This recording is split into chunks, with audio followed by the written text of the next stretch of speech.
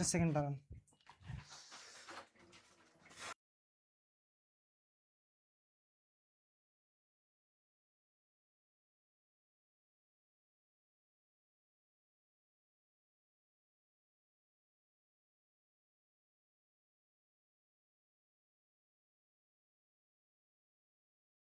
দাঁড়ান, ঠিক আছে, আমি একটু লাইভটা চেক।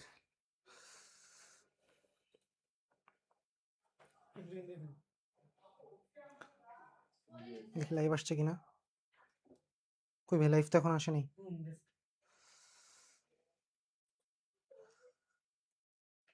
আমার এখানে এখনো শো করতেছে না। হ্যাঁ আসছে, দরজাটা ক্লোজ করে দিন। আসসালামু আলাইকুম, কি অবস্থা সবার? সুপ্রিয় এসএসসি 26 পৌরনীতির ওয়ান শট লাইভ ক্লাসে তোমাদের স্বাগত জানাচ্ছি। আমি ফারহান সাদিক। তো রুটিন অনুযায়ী আজকে আমাদের 6:45-এ ক্লাস হওয়ার কথা ছিল, তবে টেকনিক্যাল কিছু ত্রুটির কারণে ক্লাসটা 7টায় নেওয়া হচ্ছে। এই জন্য তোমাদের সকলের কাছে আমরা আন্তরিকভাবে দুঃখিত।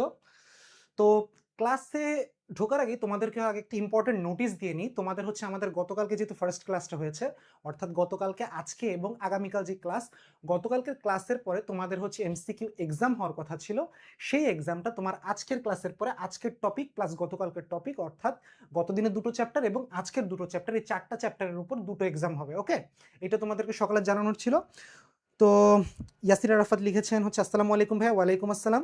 তো তোমরা যারা যারা হচ্ছে লাইভে এখনো জয়েন করো নাই, তারা দ্রুত জয়েন করে ফেলো, বন্ধু বান্ধবদেরকে মেনশন দিয়ে লাইভটা শেয়ার করে দাও। এমনিতে আমাদের কিছুটা লেট হয়েছে, আমরা দ্রুত শুরু করে দিব, আমরা অতটা সময় নিব না। এরপর আবার যেহেতু তোমাদের 2টা এক্সাম আছে। ওকে,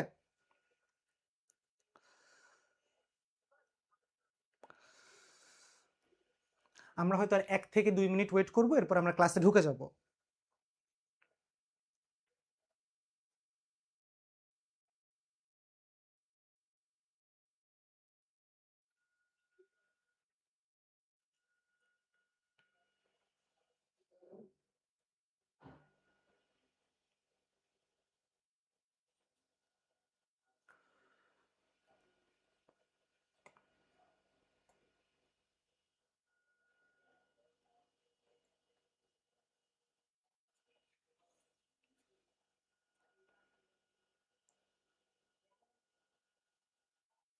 তো চলো আমরা ক্লাসটা শুরু করি। আজকে হচ্ছে আমরা 2টো চ্যাপ্টার নিয়ে অ্যানালাইসিস করব, সেটা হচ্ছে চ্যাপ্টার 4 আর চ্যাপ্টার 6।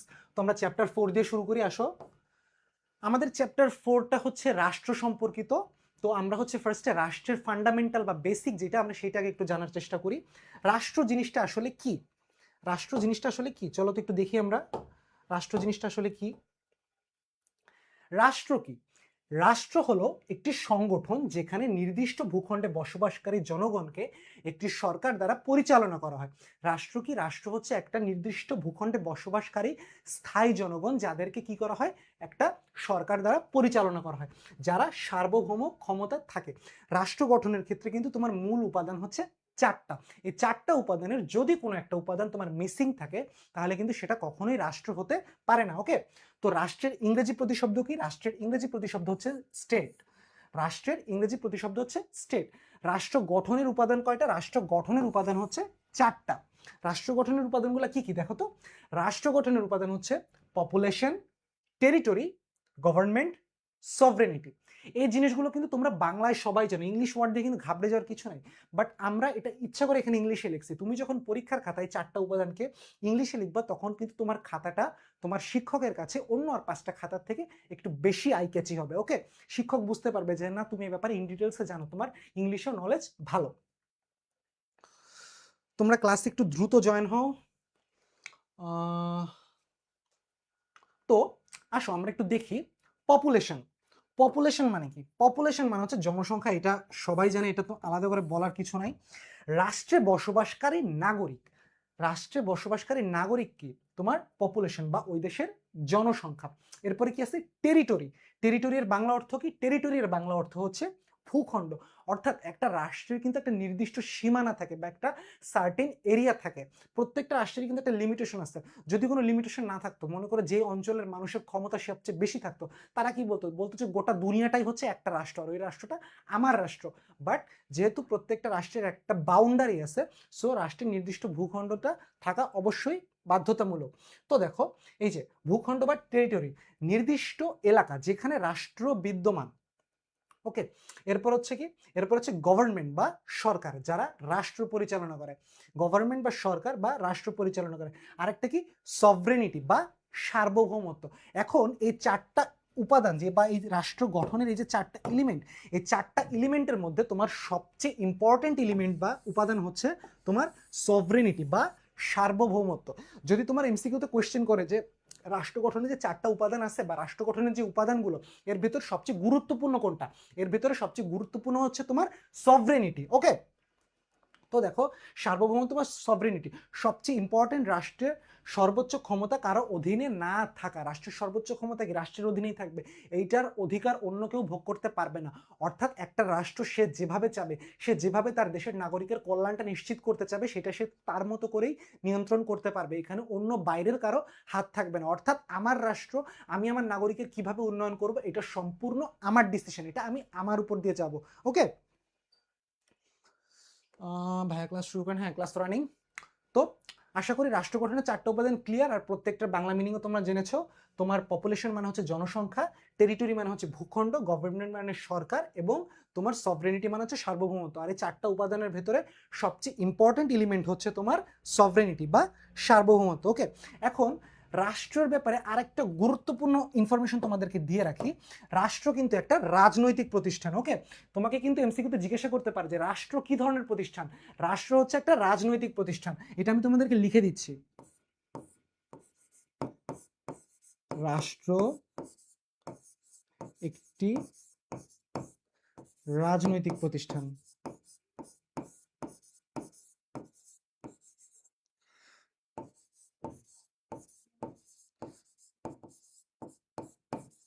রাষ্ট্র একটা রাজনৈতিক প্রতিষ্ঠান। ওকে, এখন তোমার কোয়েশ্চেন আসতে পারে, বা তুমি হচ্ছে তোমার খাতাটাকে আরেকটু সুন্দরভাবে গোছানোর জন্য তুমি আরো ইনফরমেশন অ্যাড করতে পারো।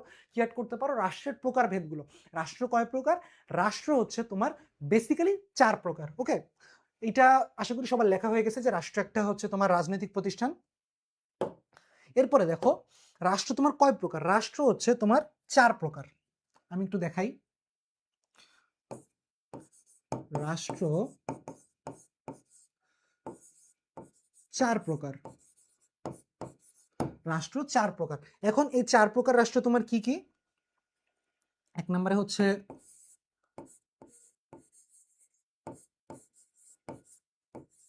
সমাজতান্ত্রিক,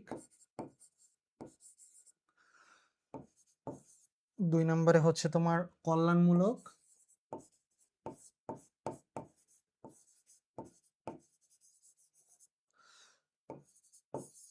3 নম্বরে হচ্ছে তোমার গণতান্ত্রিক,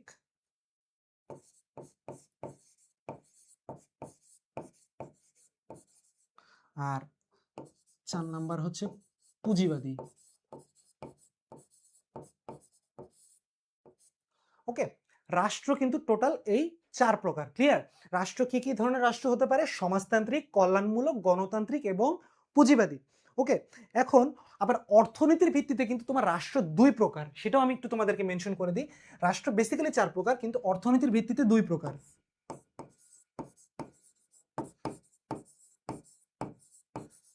অর্থনীতির ভিত্তিতে 2 প্রকার। অর্থনীতির ভিত্তিতে 2 প্রকার। এখন এই 2 প্রকার রাষ্ট্র কি কি? 1 নম্বরে হচ্ছে তোমার পুঁজিবাদী, আর 2 নম্বরে কি? 2 নম্বরে হচ্ছে তোমার সমাজতান্ত্রিক। ওকে, এই যে তোমার অর্থনীতির ভিত্তিতে তোমার রাষ্ট্র হচ্ছে 2 প্রকার, একটা হচ্ছে তোমার সমাজতান্ত্রিক আর একটা হচ্ছে পুঁজিবাদী। আর যদি নর্মালি জিজ্ঞাসা করে যে রাষ্ট্র কয় প্রকার, তখন অ্যান্সার হবে রাষ্ট্র 4 প্রকার। কি কি? সমাজতান্ত্রিক, কল্যাণমূলক, গণতান্ত্রিক ও পুঁজিবাদী। ক্লিয়ার? এটা তোমরা যারা নোট করে নিতে চাও দ্রুত নোট করে ফেলো। এরপর আমি একটু এই 4টা রাষ্ট্রের ব্যাপারে একটু ডিটেলসে বলি। আশা করি তোমাদের স্ক্রিনশট নেওয়া হয়ে গেছে।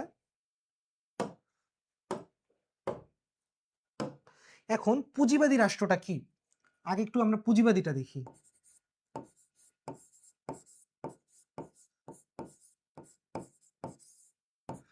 পুঁজিবাদীটা কি একটু দেখো তো।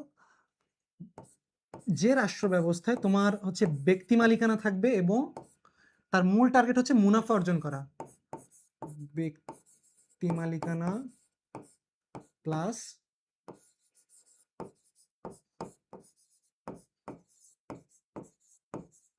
মুনাফা অর্জন। তোমার পুঁজিবাদী রাষ্ট্রের উদাহরণ কোনটা? পুঁজিবাদী রাষ্ট্রের উদাহরণ হচ্ছে ইউএসএ বা ইউনাইটেড স্টেটস অফ আমেরিকা। ওকে, তো পুঁজিবাদী রাষ্ট্র বলতে কি বোঝায়? যে রাষ্ট্র ব্যবস্থায় তোমার ব্যক্তি সম্পদের ব্যক্তি মালিকানা থাকবে এবং যার মূল লক্ষ্যই হচ্ছে তোমার মুনাফা অর্জন করা, সেটা হচ্ছে কি পুঁজিবাদী রাষ্ট্র ব্যবস্থা। পুঁজিবাদী রাষ্ট্র ব্যবস্থার উদাহরণ কোনটা? ইউএসএ বা ইউনাইটেড স্টেটস অফ আমেরিকা। ওকে, আসো তারপর আমরা একটু সমাজতান্ত্রিক দেখি।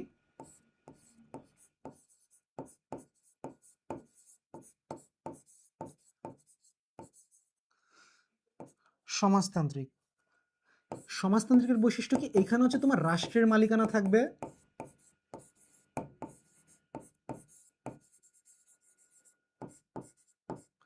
রাষ্ট্রের মালিকানা থাকবে ও রাষ্ট্র কি করবে? সবার সমতা নিশ্চিত করবে।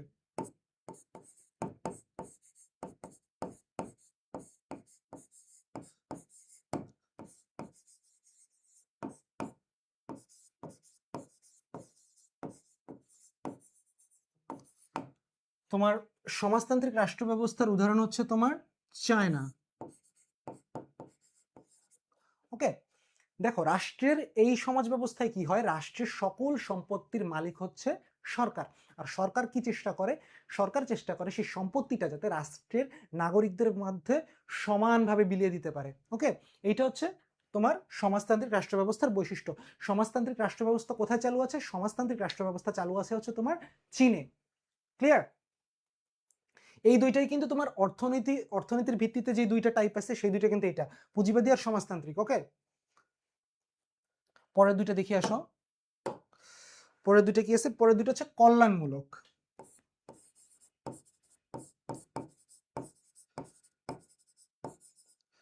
কল্যাণমূলক, কল্যাণমূলক এর কি?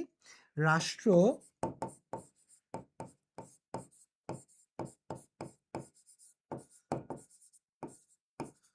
রাষ্ট্র নাগরিকদের শিক্ষা, স্বাস্থ্য,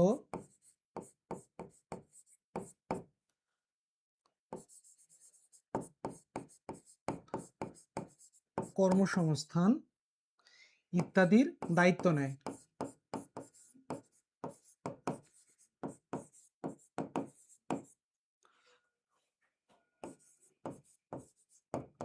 তোমার কল্যাণমূলক রাষ্ট্রের উদাহরণ কোনটা? কল্যাণমূলক রাষ্ট্রের উদাহরণ হচ্ছে সুইডেন। কল্যাণমূলক রাষ্ট্র মানে ওয়ার্ডের ভেতরে বোঝা যাচ্ছে যে রাষ্ট্রের নাগরিকদের সার্বিক সর্বোচ্চ কল্যাণ নিশ্চিত করার জন্য যা যা করা দরকার এই পুরো লাইবিলিটিস বা পুরো দায়িত্বটাই হচ্ছে সরকারের। দেশের নাগরিককে জনসম্পদে পরিণত করার জন্য, সুনাগরিক হিসেবে গড়ে তোলার জন্য যত যা কিছু দরকার, কি কি দরকার একজন সুনাগরিক হিসেবে গড়ে ওঠার জন্য? তার শিক্ষা দরকার, স্বাস্থ্য দরকার, তার কর্মসংস্থান দরকার, যোগ্যতা অনুসারে। অর্থাৎ সুনাগরিক হিসেবে গড়ে ওঠার জন্য একজন নাগরিকের যা যা কিছু দরকার সবকিছু কি করবে? সরকার অ্যারেঞ্জ করবে, সরকার সেই নাগরিকদেরকে প্রোভাইড করবে। ক্লিয়ার? কল্যাণমূলক রাষ্ট্রের উদাহরণ হচ্ছে তোমার সুইডেন। আর লাস্টেরটা কি? লাস্টেরটা হচ্ছে তোমার গণতান্ত্রিক রাষ্ট্র।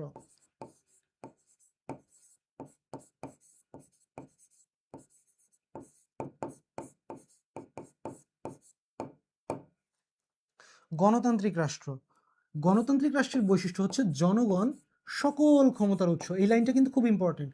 জনগণ সকল ক্ষমতার উৎস।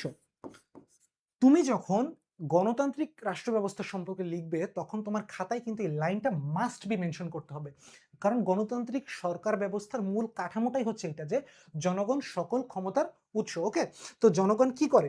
জনগণ হচ্ছে তোমার ভোটের মাধ্যমে সরকার নির্বাচন করে। জনগণ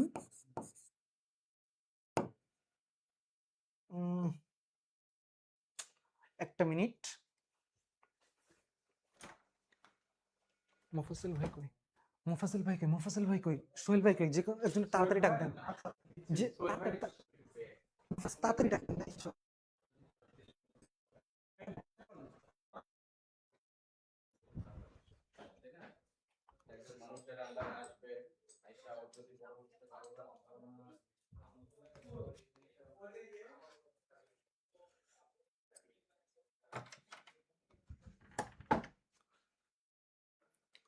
করে স্লাইড চলে গেছে।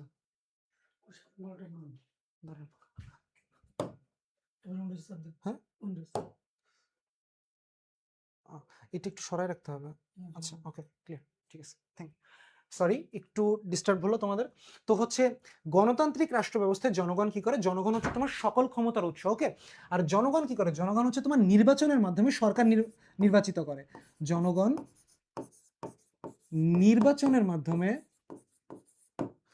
নির্বাচনের মাধ্যমে সরকার নির্বাচন করে। এখন গণতান্ত্রিক রাষ্ট্র ব্যবস্থা কোথায় চালু আছে? এটার একটা এক্সাম্পল দাও তো। এটা তোমাদের কাছে আমি জিজ্ঞাসা করতেছি, দেখি তোমরা বলো গণতান্ত্রিক রাষ্ট্র ব্যবস্থা কোথায় চালু আছে, দেখি তোমরা কারা কারা বলতে পারো।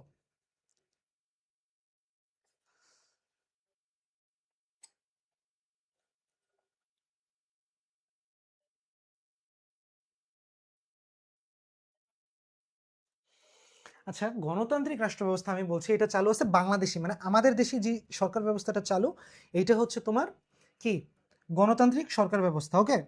এটার এক্সাম্পল হচ্ছে বাংলাদেশ।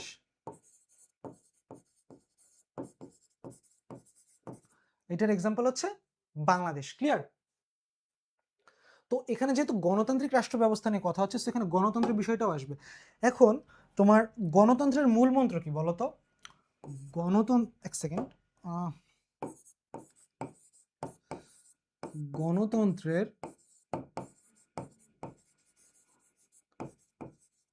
গণতন্ত্রের মূল মন্ত্র স্বাধীনতা থাকতে হবে, সেখানে সাম্য থাকবে,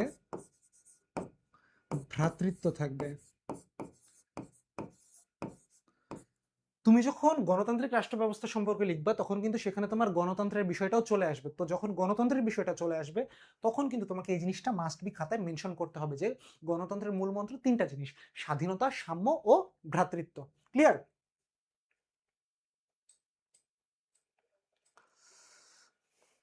আসো আমরা হচ্ছে পরের পেজটা দেখি। দেখো, যে রাষ্ট্র অন্য কারো অধীনে চলে সেটা কিন্তু কখনো ফুললি রাষ্ট্র না। আমি একটু আগে তোমাকে কি বলছিলাম যে রাষ্ট্র গঠনের যে চারটা উপাদান, এর মধ্যে সবচেয়ে গুরুত্বপূর্ণ উপাদান হচ্ছে তোমার সভরেনিটি বা সার্বভৌমত্ব। এখন যে রাষ্ট্র অন্যের কথা চলে, অর্থাৎ নিজের রাষ্ট্রের ডিসিশন নিজে নিতে পারে না, অন্যের উপর ডিপেন্ডেন্ট থাকে, সেটা কিন্তু কখনোই ফুললি রাষ্ট্র না। এখন তোমাদেরকে আমরা একটু যদি দেখাই রাষ্ট্র আর সরকারের ভেতরে ডিফারেন্স বা পার্থক্যটা কি। রাষ্ট্র কি? রাষ্ট্র হচ্ছে একটা স্থায়ী জিনিস, ওকে। আর সরকার কি? সরকার হচ্ছে পরিবর্তনশীল একটা জিনিস। রাষ্ট্র কিন্তু কখনো পরিবর্তন হয় না, বাট সরকার কিন্তু পরিবর্তন হয়। সরকার 5 বছর মেয়াদ থাকে, 5 বছর পর পর কিন্তু সরকার চেঞ্জ হয়। আমাদের দেশে দেখো এতদিন হচ্ছে আওয়ামী লীগ ক্ষমতায় ছিল, এই যে রিসেন্ট আমাদের ত্রয়োদশ জাতীয় সংসদ নির্বাচন হলো, এখন কিন্তু বিএনপি ক্ষমতা আসছে। অর্থাৎ সরকারের একটা নির্দিষ্ট মেয়াদ থাকে, বাট রাষ্ট্রের কিন্তু ওইভাবে মেয়াদ থাকে না। তারপরে রাষ্ট্র কি? রাষ্ট্র কিন্তু একটা সুবিশাল কাঠামো, রাষ্ট্রের ভিতরেই কিন্তু তোমার সরকার, ভূখণ্ড, সার্বভৌমত্ব, স্বাধীনতা, নাগরিক, জনগণ, ইচ এন্ড এভরিথিং এটা রাষ্ট্রের ভেতরে। সো রাষ্ট্র একটা বড় কাঠামো। আর সরকার কি করে? সরকার হচ্ছে এই বড় কাঠামোটা পরিচালনা করে, ওকে। সরকার কি করে? এই যে বড় কাঠামোটাকে পরিচালনা করে। রাষ্ট্রের মূল উপাদান হচ্ছে চারটা, আর সরকার কি? সরকার হচ্ছে জাস্ট একটা উপাদান বা একটা অংশ, যা কি করে এই চারটা উপাদান সহ রাষ্ট্রের অন্তর্গত যা যা জিনিস আছে প্রত্যেকটা জিনিসকে মেনটেন করে। এখন যখন তোমার পরীক্ষার খাতায় বলবে যে রাষ্ট্র সরকারের ভেতর পার্থক্য কি, তখন তুমি এই জিনিসগুলোর ডিফারেন্সগুলো দেখাবে যে রাষ্ট্র হচ্ছে একটা স্থায়ী জিনিস, সরকার হচ্ছে একটা পরিবর্তনশীল জিনিস। রাষ্ট্র হচ্ছে একটা বিশাল বা সুবিশাল কাঠামো, সরকার হচ্ছে এটার পরিচালনাকারী। রাষ্ট্রের ক্ষেত্রে উপাদান লাগে চারটা, আর সরকার হচ্ছে জাস্ট একটা অংশ। ক্লিয়ার? এইটা তোমরা ভালো মতো মাথায় রাখবা। এখন দেখো, সরকারের পরিবর্তন হলো, রাষ্ট্রের কিন্তু কোনো পরিবর্তন হয় না। আমি যে একটু আগে তোমাদেরকে যেটা বলতেছিলাম। তারপরে সরকার ব্যবস্থার ধরন, আমরা যে বলতেছিলাম না যে হচ্ছে সরকারের পরিবর্তন হয়, রাষ্ট্রের পরিবর্তন হয় না, তাহলে অবশ্যই সরকারের কিছু ধরন আছে। ধরনগুলো কি? এক কেন্দ্রিক সরকার, অর্থাৎ সকল ক্ষমতা কিন্তু কেন্দ্রের হাতে থাকে, ওকে। এর উদাহরণ কি? উদাহরণ হচ্ছে বাংলাদেশ। এই এক কেন্দ্রিক সরকার ব্যবস্থা তোমার সুবিধাটা কি? এক কেন্দ্রিক সরকার ব্যবস্থা তোমার সুবিধা হচ্ছে তোমার ডিসিশন দ্রুত নেওয়া যায়, কারণ যেহেতু সমস্ত জিনিস একটা সেন্ট্রাল সিস্টেম থেকে নিয়ন্ত্রিত হয়, সো সেন্ট্রাল যদি ডিসিশন নেয় সেইটা একদম রুরাল বা প্রান্তিক পর্যন্ত পৌঁছে যায়, ওকে। তোমার লোকাল পাওয়ার কম, অর্থাৎ একদম তোমার রুরাল সেগমেন্টে কিন্তু জিনিসটার পাওয়ার কম, কারণ ডিসিশনটা কিন্তু হচ্ছে সেন্ট্রালি, ওকে, প্রান্তিকের কিন্তু এখানে ক্ষমতা বেশি থাকে না, এখানে সকল ক্ষমতার অধিকারী থাকে কিন্তু কেন্দ্র। এককেন্দ্রিক সরকার অর্থ কি? এককেন্দ্রিক সরকার অর্থ হচ্ছে তোমার সকল ক্ষমতা কেন্দ্রের হাতে। এককেন্দ্রিক সরকার ব্যবস্থার উদাহরণ কোনটা? বাংলাদেশ। ওকে, এককেন্দ্রিক সরকার ব্যবস্থার সুবিধা কি? এককেন্দ্রিক সরকার ব্যবস্থার সুবিধা হচ্ছে তোমার ডিসিশন দ্রুত নেওয়া যায়, ডিসিশন দ্রুত নেওয়া যায়। লোকাল পাওয়ার কি থাকে? লোকাল পাওয়ার কম থাকে। ওকে, তোমার সেন্ট্রালি যে ডিসিশনটা নেওয়া হবে এটা একদম তোমার প্রান্তিক পর্যায় পর্যন্ত বাস্তবায়িত হবে। প্রান্তিক পর্যায়ের কিন্তু কোনো ডিসিশন নেওয়ার ক্ষমতা এখানে সেভাবে নেই। ক্লিয়ার? তো আসো আমরা পরের পোর্শনটায় যাই। এরপরে সরকার ব্যবস্থা হচ্ছে দুই ধরনের, একটা হচ্ছে এককেন্দ্রিক আর একটা হচ্ছে যুক্তরাষ্ট্রীয়। যুক্তরাষ্ট্রীয় অর্থ কি? যুক্তরাষ্ট্রীয় অর্থ ক্ষমতা ভাগ করা। যুক্তরাষ্ট্রীয় সরকার ব্যবস্থার উদাহরণ কি কি দেখো? America, India. এখানে কি হয়? এখানে হচ্ছে লোকাল পাওয়ারটা স্ট্রং থাকে, ডিসিশনটা স্লো হয়। এখন যুক্তরাষ্ট্রীয় সরকার ব্যবস্থাটা কি? এখন এটা আমি একটু তোমাকে সহজে বোঝাই। মনে করো এইটা একটা দেশ, এই পুরোটা একটা দেশ, ঠিক আছে? এক কেন্দ্রিক সরকার ব্যবস্থায় কি হয়? এক কেন্দ্রিক সরকার ব্যবস্থায় মনে করো এই যে হচ্ছে সি, সি মানে সেন্ট্রাল। এই সি বা সেন্ট্রাল বা কেন্দ্র কি করে? পুরো জিনিসটাকে একা নিয়ন্ত্রণ করে, পুরো জিনিসটাকে একা নিয়ন্ত্রণ করে। এটা কি? এইটা হচ্ছে তোমার এক কেন্দ্রিক সরকার ব্যবস্থার উদাহরণ। আর যখন তোমাকে হচ্ছে বলবে যে যুক্তরাষ্ট্রীয় সরকার ব্যবস্থা কি? যুক্তরাষ্ট্রীয় সরকার ব্যবস্থা হচ্ছে মনে করো এই যে একটা দেশ, এটাকে আমি 4 ভাগে ভাগ করলাম। ওকে, মনে করো এই 4টা প্রদেশ বা 4টা বিভাগ, এই 4টা প্রদেশ বা 4টা বিভাগ মিলেই তো এই দেশটা, তাই না? এখন এই প্রত্যেক রাজ্যের জন্য আমি একজন রাজ্য প্রধান বা একজন সেন্ট্রালকে নির্বাচিত করলাম, সি সি সি সি। এই 1 নম্বর অঞ্চলের জন্য একজন রাজ্য প্রধান বা এই অঞ্চলের প্রধানমন্ত্রী বা এই অঞ্চলের সর্বোচ্চ ক্ষমতার অধিকারী হচ্ছে এই সি। 2 নম্বর অঞ্চলের জন্য সর্বোচ্চ ক্ষমতার অধিকারী সি। 3 নম্বর অঞ্চলের জন্য সর্বোচ্চ ক্ষমতার অধিকারী সি। 4 নম্বর অঞ্চলের জন্য সর্বোচ্চ ক্ষমতার অধিকারী এই সি। এই সি কি করে? তার অঞ্চলের মানে এই যে একের সি, যে সে কি করে? তার এই 1 নম্বর অঞ্চলের ভিতর সমস্ত কিছু সে মেনটেন করে, সমস্ত কিছু। তোমার এক কেন্দ্রিক সরকার ব্যবস্থায় যেমন এক জায়গা থেকে সব নিয়ন্ত্রণ হতো, এইখানে হচ্ছে ভাগ ভাগ করে নিয়ন্ত্রণ হয়। এই যে এই 4টা অংশের জন্য 4জন প্রধান। এই 4জন প্রধান কি করে? 4জন প্রধান হচ্ছে তোমার এই যে এখান থেকে সি সি, এখান থেকে সি, আবার এখান থেকে সি। এই 4জন প্রধান হচ্ছে কেন্দ্রীয় সরকার যে থাকে, কেন্দ্রীয়র কাছে কিন্তু দায়বদ্ধ থাকে। ইনরা কি করে? এই যে হচ্ছে সি, বড় সি বা এটা হচ্ছে প্রধান, এই 4জন কি করে? এই 4জন হচ্ছে তার এলাকায় যা সব কাজ করতেছে সবকিছু রিপোর্ট কি করে? কেন্দ্রের কাছে দেয়। অর্থাৎ এইটা কিন্তু দেশের প্রধানমন্ত্রী, ঠিক আছে? ইনি কিন্তু সরাসরি দেশটা পরিচালনা করতেছে না, বরং প্রধানমন্ত্রী তার কি তার পক্ষ থেকে কাউকে নিযুক্ত করতেছে প্রত্যেকটা অঞ্চলের জন্য, যিনি ওই অঞ্চলটা কন্ট্রোল করতেছে। আর ইনি কি করতেছে? তার কাজের সব আপডেট ইনাকে এসে দিচ্ছে, বুঝছো? তাহলে যুক্তরাষ্ট্রীয় আর এক কেন্দ্রিকের পার্থক্যটা কি? এই যে আমাদের ভারতের দিকে তাকাও, পাশের দেশ ভারত, তারপর ইউএস এর দিকে তাকাও, ইউএস এ কিন্তু অনেকগুলো স্টেট আছে, ভারতে অনেকগুলো স্টেট আছে, রাজ্য আছে। এই প্রত্যেকটা রাজ্যের রাজ্য প্রধান বা রাজ্যপাল থাকেন, তারা কি করেন? তারা হচ্ছেন প্রধানমন্ত্রীর নিকট দায়বদ্ধ থাকেন। প্রধানমন্ত্রী তাদেরকে যেভাবে ইনস্ট্রাকশন দেন তারা কিন্তু সেভাবে কাজ করেন। প্রধানমন্ত্রী কিন্তু সরাসরি সেই রাজ্যে যে কাজ করেন না, বরং রাজ্য প্রধান প্রধানমন্ত্রীর নির্দেশনা অনুযায়ী সেভাবে করে কিন্তু কাজ করেন, বুঝছো? অর্থাৎ এই সিটা কিন্তু ডিরেক্ট এখানে কাজ করতেছে না, বরং ইনার প্রতিনিধি এই যে এইসি, এইসি করতেছে কি 1 নম্বরের ভিতরে কাজ করতেছে। ক্লিয়ার? তো আমাদের হচ্ছে পুরনীতির চতুর্থ অধ্যায় অর্থাৎ রাষ্ট্রের ব্যাপারে যে বেসিক বা ফান্ডামেন্টাল গুলো ছিল সেটা ছিল এইটুকুই। আশা করি তোমাদের এর ভিতরে আর কোনো কোয়েশ্চেন নেই। যদি কোনো কোয়েশ্চেন থাকে তোমরা কোয়েশ্চেন করতে পারো, দেন আমরা কোয়েশ্চেনের অ্যান্সার দিয়ে এরপর হচ্ছে আমরা 6 নম্বর চ্যাপ্টারের দিকে মুভ করব। ওকে, সো তোমাদের যদি কারো কোনো প্রবলেম থাকে বা কোনো ইনকোয়ারি থাকে তাহলে জিজ্ঞাসা করতে পারো।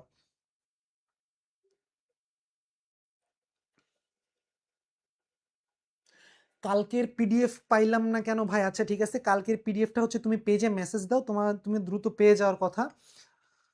তুমি পেজে মেসেজ দাও, আমি তোমাকে জানাই দিচ্ছি।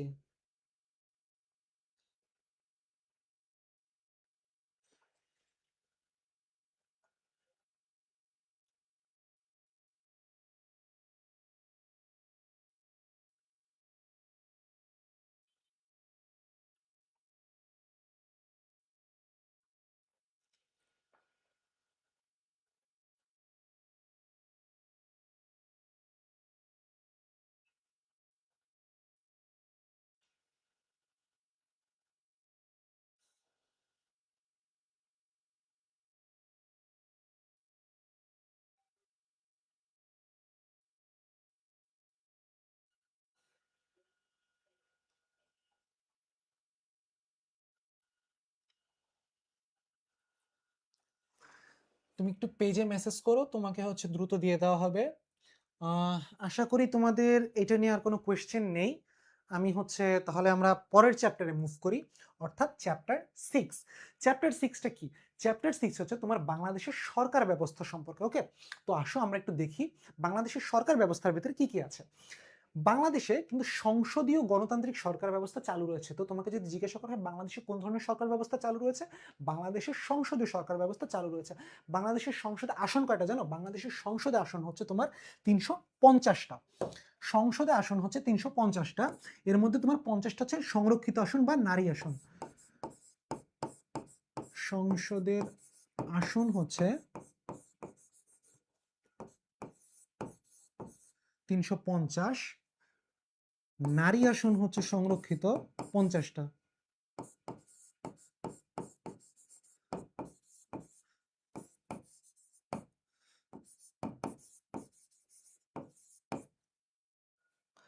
আর হচ্ছে নির্বাচনী আসন হচ্ছে 300টা।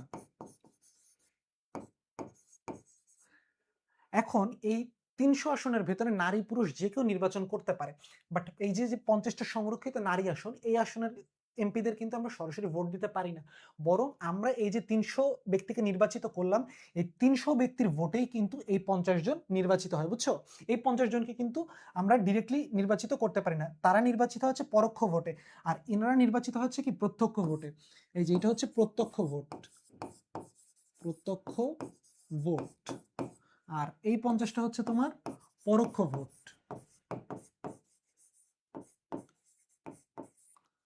প্রত্যক্ষ ভোট হচ্ছে আমরা যেটা দিই, আর পরোক্ষ ভোট হচ্ছে আমাদের প্রতিনিধি, 300 জন প্রতিনিধি যাদেরকে ভোট দেয় সেটা হচ্ছে পরোক্ষ ভোট। ওকে, তো এবার দেখো যে বাংলাদেশের সংসদীয় গণতান্ত্রিক সরকার ব্যবস্থা চালু রয়েছে, ঠিক আছে? তো বাংলাদেশে কি হয়, জনগণের ভোটে কিন্তু সরকার নির্বাচিত হয়। সরকারকে নিজের ক্ষমতায় চলে আসতে পারে, সরকার ব্যবস্থা কন্ট্রোল করতে পারে না, কিন্তু আমরা যাদেরকে ভোট দিয়ে নির্বাচন করি তারাই কিন্তু সরকার গঠন করে। তারপরে কি দেখো, সংসদের কাছে সরকার জবাবদিহি করে। সরকারের কিন্তু জবাবদিহি করার জায়গা কোনটা? সংসদ, কারণ সংসদে কিন্তু তোমার দলীয় পক্ষের লোকও থাকবে, বিরোধী দলের পক্ষের লোকও থাকবে। সো সরকার যে কোনো কাজের জন্য কিন্তু সংসদের কাছে দায়বদ্ধ থাকে, সংসদের কাছে তাকে জবাবদিহি করতে হয়। এখন বিরোধী দলের সদস্যরা কিন্তু চাইলে এখানে অবজেকশন জানাতে পারে, তারা নিন্দা প্রস্তাব নিয়ে আসতে পারে, তারা কিন্তু সমালোচনা, গঠনমূলক সমালোচনা, অবশ্যই আক্রমণাত্মকমূলক সমালোচনা না, গঠনমূলক সমালোচনা। অর্থাৎ মনে করো সরকার পক্ষ একটা ডিসিশন নিচ্ছে যে তারা এই কাজটা করবে, মনে করো তারা মোংলায় একটা রেল লাইন বানাবে, ঠিক আছে? এখন বিরোধী দলের লোকজন বলতে পারে যে না, এখানে রেল লাইন বানানোর তো কোনো দরকার নেই, নতুন করে আমরা পুরনটাই বানাতে পারি, বা এখানে রেল লাইন বানালে হচ্ছে টাকার অপচয় হবে, এর থেকে এই কাজটা এভাবে করতে পারি। তারা সরকারকে সঠিক দিক নির্দেশনা দেবে, গঠনমূলক সমালোচনা করবে। সো কি হয়, সরকার তার সকল কাজের জন্য সংসদের নিকট দায়বদ্ধ থাকে। প্রধানমন্ত্রী বাস্তব ক্ষমতা ব্যবহার করে। আমাদের দেশে কিন্তু কাগজে কলমে বলা হয় যে রাষ্ট্রপতির ক্ষমতা অনেক, বাট প্রকৃতপক্ষে কিন্তু প্রধানমন্ত্রী কিন্তু সবচেয়ে বেশি ক্ষমতার অধিকারী। ওকে, প্রধানমন্ত্রী কি করে, বাস্তব ক্ষমতা যেটা সেটা ব্যবহার করে প্রধানমন্ত্রী। তো আমাদের দেশের সংসদ নিয়ে যখন কথা হচ্ছিল, আমাদের দেশের সংসদটা কিন্তু বিশ্বের যে কটা পার্লামেন্ট বা সংসদ আছে তার মধ্যে কিন্তু অন্যতম নান্দনিক একটা সংসদ কিন্তু আমাদের দেশের সংসদ। আমাদের এই দেশের সুন্দর সংসদটা কে ডিজাইন করেন জানো? তোমাদেরকে একটা এক্সট্রা ইনফরমেশন দিই, আমাদের এই সুন্দর সংসদটাকে হচ্ছে ডিজাইন করেন বা নকশা করেন হচ্ছে Louis I Kahn. Louis I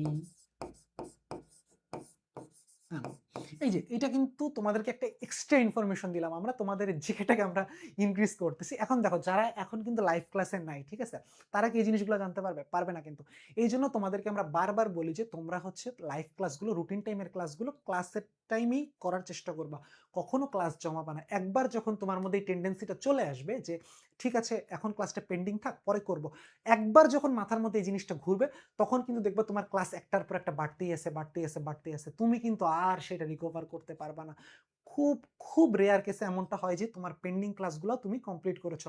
so তোমাদের কাছে আমাদের অনুরোধ থাকবে তোমরা যে টাইমের ক্লাসটা সেই টাইমে করার চেষ্টা করবে। ওকে, আর লাইভ ক্লাস করলে কি সুবিধা, লাইভ ক্লাস করলে মনে করো তুমি একটা কোনো পার্টিকুলার অংশ বুঝতেছো না, তখন তুমি কি ইনস্ট্যান্ট কমেন্ট করতে পারো যে ভাইয়া আমি এটা বুঝতে পারতেছি না, তুমি আমাকে একবারের জায়গায় 10 বার জিজ্ঞাসা করলে আমি 10 বার তোমাকে 10 ভাবে বোঝাবো। বাট যখন তুমি মনে করো যে পরে রেকর্ড ক্লাসটা করতেছো, তখন যখন তুমি বুঝতে পারতেছো না, তুমি আমাকে হচ্ছে জিজ্ঞাসা করার তো সুযোগ পাবো না, এরপর বললো ভাইয়া কি ঘোড়ার ডিম পড়ায় কিছু বুঝতে পারি না। এইটা তো হবে না ভাই। আমি আমার দিক থেকে চেষ্টা করতেছি তোমাকে তোমার বেস্ট জায়গাটায় পৌঁছায় দিতে। এখন তোমারও তো একটু অ্যাপ্রোচ থাকতে হবে, তাই না? আমি এক পা গেলে তুমিও তো এক পা গাবে। এখন তুমি যদি 2 পা পিছায় যাও, আমি একা কত দূর যাবো বলো? সো চেষ্টাটা যেমন আমাদের তরফ থেকে থাকবে, ঠিক তেমনি ভাবে তোমাদের পক্ষ থেকেও কিন্তু থাকতে হবে। ওকে, তো আসো আমরা পরের টপিকে যাই। দেখো, সংসদীয় সরকার কি, আমরা শুরুতেই বলেছিলাম যে বাংলাদেশের সরকার ব্যবস্থা হচ্ছে সংসদীয় সরকার ব্যবস্থা। এখন এই সংসদীয় সরকারটা কি আমাদের তো এটাকে জানতে হবে, তাই না?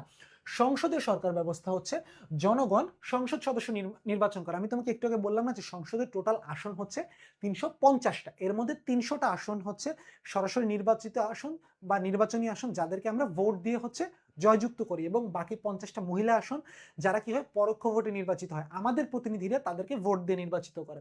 সো সংসদীয় সরকার ব্যবস্থা কি হয়, তোমার জনগণ সংসদ সদস্যদেরকে নির্বাচিত করে। এরপর কি হয়, সংসদ থেকে তোমার সরকার গঠিত হয়, অর্থাৎ যেই দলের লোকজন সবচেয়ে বেশি আসনে জয়লাভ করে তারাই হচ্ছে সংসদের সংখ্যাগরিষ্ঠ। আর সংসদে কি হয়, সংখ্যাগরিষ্ঠ দলই সরকার গঠন করে। আর যারা হচ্ছে তাদের সবচেয়ে ক্লোজ থাকে অর্থাৎ পরাজিত দল, তারাই হচ্ছে সংসদের তখন প্রধান বিরোধী দল হয়। তারপরে কি, প্রধানমন্ত্রী সরকারকে পরিচালনা করে। সরকারের মুখ্য ব্যক্তি হচ্ছেন প্রধানমন্ত্রী, বা একটা সরকার ব্যবস্থার হৃৎপিণ্ড, মানুষের বডিতে চিন্তা করো, হৃৎপিণ্ডটা যদি একবার বন্ধ হয়ে যায় মানুষের দেহটা কিন্তু শেষ। ঠিক তেমনি সরকার ব্যবস্থার হৃৎপিণ্ড হচ্ছেন প্রধানমন্ত্রী, যেমন আমাদের বর্তমান প্রধানমন্ত্রী তারেক রহমান। ঠিক আছে, তিনি কিন্তু আমাদের সরকার ব্যবস্থার প্রধান, সরকার ব্যবস্থার প্রধান। উনি কিন্তু এমনি এমনি প্রধানমন্ত্রী হন নাই, অর্থাৎ মন্ত্রীদের মন্ত্রী উনি, মন্ত্রীদের প্রধানমন্ত্রী। ওকে, এখন দেখো তোমার সংসদীয় সরকার ব্যবস্থা কোথায় চালু আছে। সংসদীয় সরকার ব্যবস্থা চালু আছে হচ্ছে তোমার বাংলাদেশে যুক্তরাজ্যে, অর্থাৎ লন্ডনে। ওকে, ইউকে মানে যেটা বলো ইউনাইটেড কিংডম। এখন দেখো বাংলাদেশের সংবিধান, সংসদের সকল কিছু কি সংবিধানের মাধ্যমেই তো পরিচালিত হয়, তাই না? সংবিধান ছাড়া কি মানে কোনো কিছু চলা সম্ভব? সম্ভব না তো। দেশের সকল কিছু লিপিবদ্ধ থাকে সংবিধানে। দেখি তোমাদের কমেন্টগুলো একটু।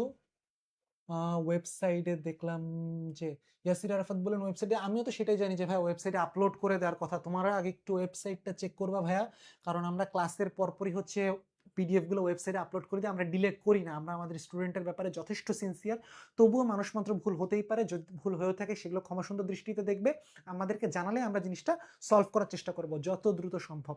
ওকে ভাইয়া।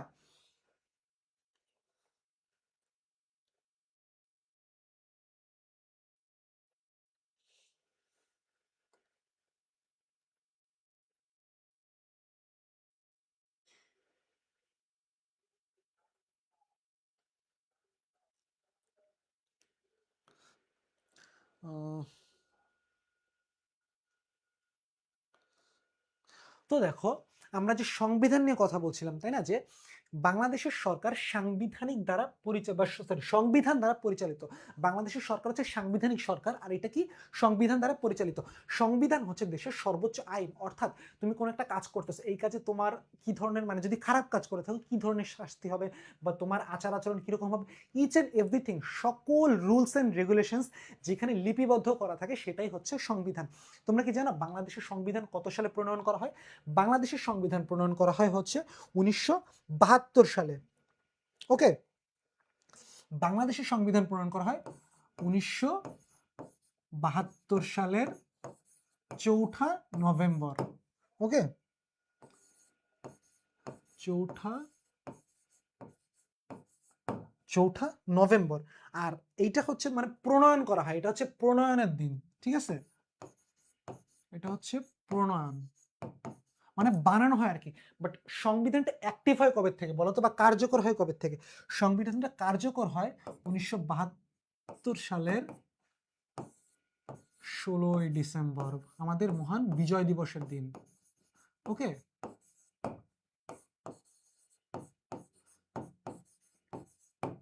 সংবিধান প্রণয়ন হয় হচ্ছে তোমার 1972 সালের 4 নভেম্বর, আর সংবিধানটা কার্যকর হয় 1972 সালের 16ই ডিসেম্বর। আমাদের এই সংবিধানের প্রণেতা কে ছিলেন জানো? সংবিধানটা প্রণয়ন কে করেন তোমরা কি জানো? যদি কেউ জেনে থাকো তাহলে তোমরা কমেন্ট করতে পারো, দেখি তোমাদের সংবিধানের ব্যাপারে নলেজ কতটুকু।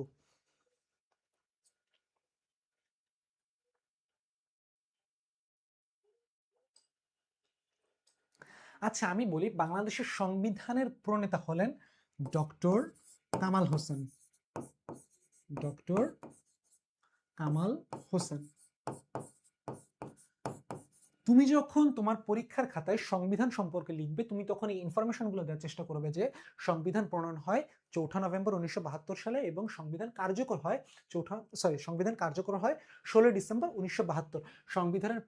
সংবিধানের প্রণেতা হলেন ডক্টর কামাল হোসেন। ওকে, সংবিধানের প্রণেতা হচ্ছেন ডক্টর কামাল হোসেন। এখন এই সংবিধানের মধ্যে কিন্তু অনেকগুলো ভাগ আছে, অনেকগুলো ধারা আছে, ঠিক আছে? এখন আমরা একটু দেখি আসো তো, সংবিধানে হচ্ছে তোমার ধারা কয়টা বলো তো? সংবিধান হচ্ছে টোটাল 153টা ধারা। ধারা হচ্ছে 153টা। ক্লিয়ার? ভাগ কয়টা বলো তো? ভাগ আছে হচ্ছে 11টা। ভাগ হচ্ছে 11টা। তফসিল আছে 7টা। তফসিল 7টা।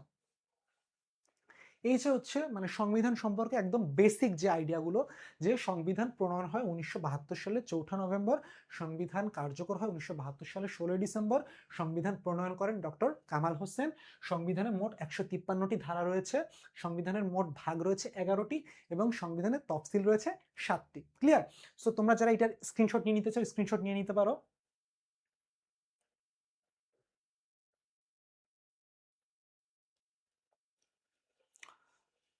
তো এবার আমরা দেখি সংবিধানের কাজটা কি।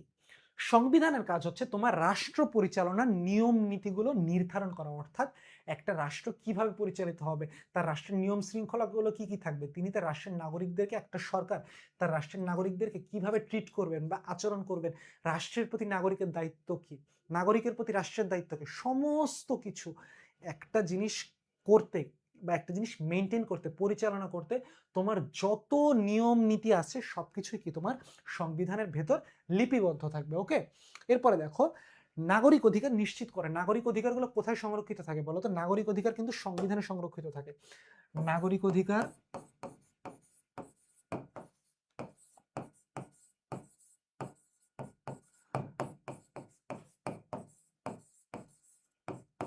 সংবিধান দ্বারা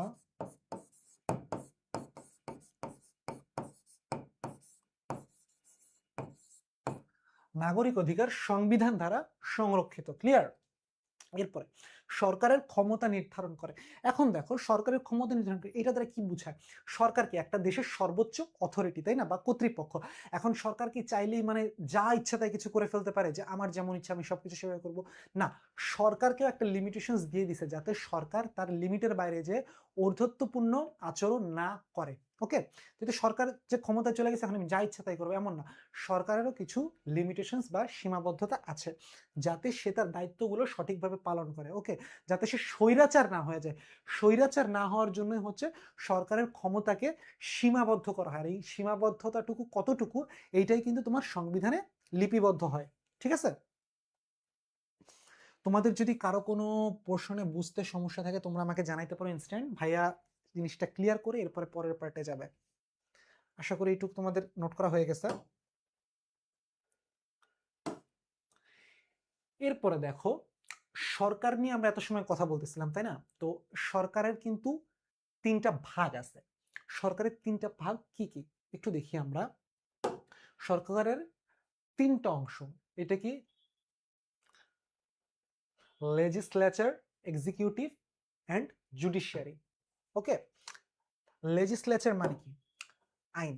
এক্সিকিউটিভ শাসন, জুডিশিয়ারি মানে বিচার। এই যে আমরা নিচে বাংলাতেও লিখে দিছি। ওকে, তুমি যখন তোমার খাতায় ইংলিশ ওয়ার্ডগুলো ইউজ করবা তোমার কিন্তু খাতার যে সৌন্দর্য বা বিউটি যেটা এটা কিন্তু অনেকাংশে বৃদ্ধি পাবে। টিচারের কিন্তু তোমার সম্পর্কে একটা ভালো ধারণা সৃষ্টি হবে।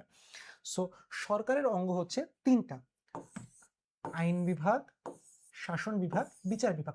এখন যার যেটা সুবিধা, এখন কেউ যদি মনে করো যে ভাই আমি এটা হচ্ছে মনে রাখতে, ইংলিশে মনে রাখতে পারতেছি না, কোনো সমস্যা নেই, তুমি বাংলায় মনে রাখো। আমি তো তোমার জন্য ইংলিশেও রাখছি, বাংলাতেও রাখছি, আমি তো তোমার জন্য শুধু ইংলিশে রাখি না।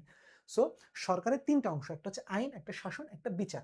এখন দেখো আইন বিভাগের কাজটা কি? আমরা যেহেতু শুরুতে আইন বিভাগ নিয়ে কথা বলছি, আইন বিভাগের কাজটা দেখো। আইন বিভাগের কাজ হচ্ছে আইন প্রণয়ন করা, নতুন আইন তৈরি করা, পুরানো আইনের সংশোধন ও সংবিধান সংশোধন করা। প্রতিষ্ঠান কি? প্রতিষ্ঠান হচ্ছে জাতীয় সংসদ, বা আইন বিভাগ বলতে কোনটাকে বোঝায়? আইন বিভাগ হচ্ছে জাতীয় সংসদ। আইন বিভাগের কাজ কি? আচ্ছা, এটা দিয়ে লিখি। আইন বিভাগের কাজ হচ্ছে তোমার নতুন আইন তৈরি করা, পুরাতন আইনের সংশোধন। অনেক সময় দেখা যায় যে সময়ের সাথে কালের বিবর্তনে আমাদের প্রাচীনকালে যে আইনগুলো ছিল ওগুলো এখন পরিবর্তন করার দরকার পড়ছে, তখন এই কাজগুলো কি করে? এই কাজগুলো করে আইন বিভাগ। আর আইন বিভাগ কোনটা? আইন বিভাগ হচ্ছে জাতীয় সংসদ। ওকে, যেমন দেখো প্রাচীনকালে কিন্তু সতীদাহ প্রথা নামে একটা প্রথা ছিল, যে কোনো মহিলার যদি স্বামী মারা যেতেন তখন কিন্তু ওই স্বামীর সাথে ওই স্ত্রীকেও জীবন্ত অবস্থায় জ্বলন্ত চিতায় উঠতে হতো, মানে যেখানে তার মৃত স্বামীকে পোড়ানো হবে সেখানে কিন্তু সেই স্ত্রীকে জীবন্ত অবস্থায় উঠতে হতো, অর্থাৎ মৃত স্বামীর সাথে জীবিত স্ত্রীকেও মারা যেতে হতো। এটাকে বলা হয় সতীদাহ প্রথা। এখন আমরা যখন সিভিলাইজড হয়েছি, সভ্য হয়েছি, আমরা কিন্তু তখন বুঝতে পারছি যে এটা হচ্ছে একটা নির্মম প্রথা বা একটা বর্বর একটা প্রথা। এরপরে কি হয়েছে? আইনের মাধ্যমে জিনিসটাকে চেঞ্জ করা হয়েছে না? সো এই যে নতুন কোন আইন তৈরি করা, দেখা গেল নতুন একটা সমস্যার সৃষ্টি হয়েছে, যে সমস্যাটার সলিউশন সংবিধানের মধ্যে নেই, তখন কি করতে হবে? তখন আমাদেরকে একটা নতুন আইন সৃষ্টি করতে হবে, যে এরকম সমস্যা যদি ইন ফিউচার বা ভবিষ্যতে হয় তখন আমরা এই আইনটা কার্যকর করব। ওকে, পুরাতন আইনের সংশোধন, এই যে একটু আগে তোমাকে যেটা বললাম, যে কোনো আইন যদি হচ্ছে আমার এখন সংশোধন করার দরকার হয়, একটা আইন যে তোমার আজীবন ঠিক থাকবে বা প্রপারলি সার্ভিস দিবে তা তো না, সংশোধন সংযোজন বিয়োজন এগুলোর প্রয়োজন হতেই পারে, তখন কি পুরাতন আইন সংশোধন করা হয়। সংবিধান সংশোধনে যে সংবিধানের কোনো নিয়ম যদি আমার পরিবর্তনের দরকার হয় তখন এটা করতে হবে। এই কাজটা কি করে? এই কাজগুলো করা হচ্ছে তোমার আইন বিভাগ। আর আইন বিভাগের অংশ কোনটা? আইন বিভাগের অংশ হচ্ছে তোমার জাতীয় সংসদ। ওকে, আইন বিভাগ কি? আইন বিভাগ হচ্ছে জাতীয় সংসদ। ক্লিয়ার? আশা করি আইন বিভাগ নিয়ে তোমাদের কারোর মধ্যে আর কোনো কনফিউশন নেই। তো চলো আমরা পরের অংশে যাই। জাতীয় সংসদ। জাতীয় সংসদ কি? জাতীয় সংসদ হচ্ছে তোমার বাংলাদেশের আইন প্রণয়নকারী সর্বোচ্চ প্রতিষ্ঠান, অর্থাৎ যেখান থেকে আইন প্রণয়ন করা হয়। দেশের এই যে 350 জন এমপি যাদেরকে আমরা নির্বাচিত করে আমাদের প্রতিনিধি হিসেবে যাদেরকে আমরা সংসদে পাঠাইছি, তারা কি করেন? তারাই হচ্ছে নিজেরা ডিসিশন নিয়ে আইন প্রণয়ন করেন। তারা কিভাবে ডিসিশন নেন? তারা কিন্তু আমাদের প্রতিনিধি, অর্থাৎ যাতে দেশের নাগরিকের স্বার্থ রক্ষা হয়, দেশের সর্বোচ্চ কল্যাণ নিশ্চিত হয়, এই দুটো জিনিসকে তারা মাথার মধ্যে রেখেই কিন্তু তারা আইন প্রণয়ন করেন। ওকে, সো আইন প্রণয়নকারী সর্বোচ্চ প্রতিষ্ঠান কোনটা? জাতীয় সংসদ। আমাদের দেশের জাতীয় সংসদের বৈশিষ্ট্য কি বলতো? এটা হচ্ছে এক কক্ষ বিশিষ্ট, বুঝছো? বা ইউনিক্যামেরাল। এক কক্ষ বিশিষ্টর বাংলা প্রতিশব্দ কি? ইউনিক্যামেরালের বাংলা প্রতিশব্দ কি? সেটা হচ্ছে এক কক্ষ বিশিষ্ট। তারপরে আমাদের জাতীয় সংসদের বৈশিষ্ট্য কি? জনগণের দ্বারা নির্বাচিত প্রতিনিধি। যে তোমাকে একটু আগে বললাম যে 350 জন প্রতিনিধির মধ্যে 300 জন হচ্ছে সরাসরি নির্বাচনী আসনের মাধ্যমে জয়লাভ করে, যাদেরকে আমরা নির্বাচনের মাধ্যমে জয়যুক্ত করি, এবং বাকি 50টি সংরক্ষিত নারী আসন যারা কি হয় এই 300 আসনের এমপিদের দ্বারা নির্বাচিত হয়। তো তোমার জাতীয় সংসদের কাজটা কি? জাতীয় সংসদের কাজ হচ্ছে তোমার আইন প্রণয়ন করা। তোমাকে যেটা বললাম যে আইন প্রণয়নকারী সর্বোচ্চ প্রতিষ্ঠানই হচ্ছে জাতীয় সংসদ। এরপরে কি আছে? Budget pass. একটা দেশের অর্থ বছরে তোমার কোথায় কত টাকা খরচ হবে, কিভাবে খরচ হবে, সরকারের আয়ের হিসাব, ব্যয়ের হিসাব, এই সামগ্রিক জিনিস নিয়ে কিন্তু বাজেট। এই জিনিসটা কোথায় প্রণয়ন করা হয়? এই জিনিসটা প্রণয়ন করা হয় জাতীয় সংসদে। আর এই বাজেট বাজেটটা তোমার সংসদে কে উপস্থাপন করেন? বাজেটটা সংসদে উপস্থাপন করেন হচ্ছে অর্থমন্ত্রী। ঠিক আছে, একটা অর্থ বছরে তোমার একটা দেশের কোথায় কত টাকা বিনিয়োগ করা হবে, কোথায় কত টাকা খরচ হবে, কোথা থেকে কত টাকা আয় হবে, বিদেশি কত টাকা সাহায্য আসবে, অর্থাৎ আয় ব্যয়ের সকল হিসাব এক বছরের যে হিসাবটা সেটাকেই বলা হয় হচ্ছে বাজেট। ক্লিয়ার? তারপরে সরকারের কাজ পর্যবেক্ষণ করা। যেমন সংসদে কিন্তু তোমার বিরোধী দল আছে, তুমি একটু আগে তোমাকে বললাম না যে মোংলায় মনে করো একটা রেল প্রকল্প তৈরি করবে, সেখানে কিন্তু বিরোধী দল চাইলে হস্তক্ষেপ করতে পারে, যদি তারা সেটা মনে করে যে না, এটা অ্যাকচুয়ালি জনগণের কোনো উপকার আসতেছে না, বরং সরকাররা এখানে দুর্নীতি করার চেষ্টা করতেছে বা নিজেদের স্বার্থ হাসিল করার চেষ্টা করতেছে, তখন কিন্তু তারা গঠনমূলক সমালোচনা করে সরকারকে বিকল্প সমাধান দিতে পারে। ঠিক আছে, সো এটা হচ্ছে সরকারের কাজের পর্যবেক্ষণ। পর্যবেক্ষণটা কারা করে? পর্যবেক্ষণটা হচ্ছে বেসিক্যালি তোমার বিরোধী দলের যে এমপিরা থাকেন তারাই করে। ক্লিয়ার?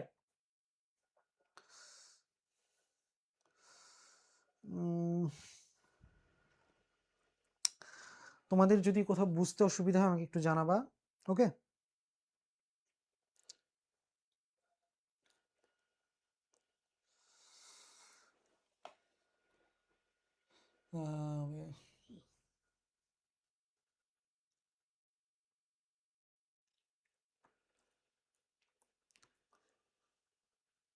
এরপর আসো আমরা হচ্ছে আইন বিভাগ সম্পর্কে জানলাম, এবার হচ্ছে আইন বিভাগের অংশ হচ্ছে জাতীয় সংসদ, জাতীয় সংসদ সম্পর্কে জানলাম। এবার একটু আমরা শাসন বিভাগের দিকে যাই। শাসন বিভাগ, শাসন বিভাগে তোমার ইংরেজি প্রতিশব্দ কি বলতো, বা শাসনের ইংরেজি প্রতিশব্দ কি? এক্সিকিউটিভ বা নির্বাহী। তোমার শাসন বিভাগের কিন্তু অপর নাম হচ্ছে নির্বাহী বিভাগ, বুঝছো? শাসন বিভাগের অপর নাম হচ্ছে তোমার নির্বাহী বিভাগ। সরি, একটু বানান।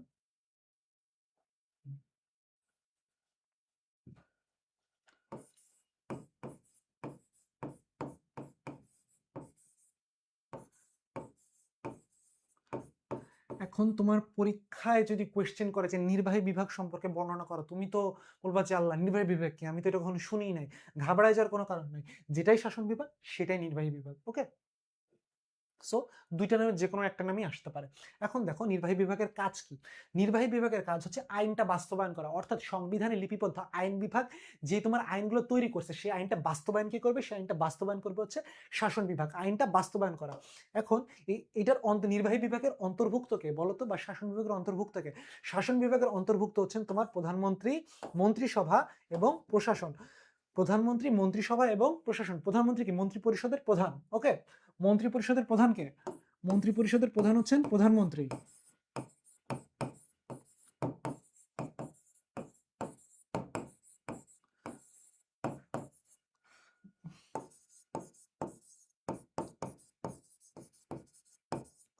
মন্ত্রী পরিষদের প্রধান হচ্ছেন তোমার প্রধানমন্ত্রী, ঠিক আছে?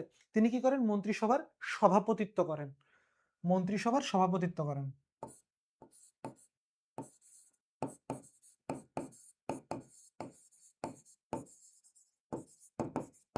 মন্ত্রিসভার প্রধান হচ্ছেন প্রধানমন্ত্রী, তিনি মন্ত্রিসভার সভাপতিত্ব করেন। এরপরে দেখো এর অন্তর্ভুক্ত কি কি আছে। প্রধানমন্ত্রী হচ্ছেন শাসন বিভাগের অন্তর্ভুক্ত, মন্ত্রিসভা শাসন বিভাগের অন্তর্ভুক্ত, তারপর হচ্ছে প্রশাসনও কি শাসন বিভাগের অন্তর্ভুক্ত। এখন দেখো প্রাইম মিনিস্টার বা কি, প্রাইম মিনিস্টার কি এটা একটু আমরা দেখি আসো।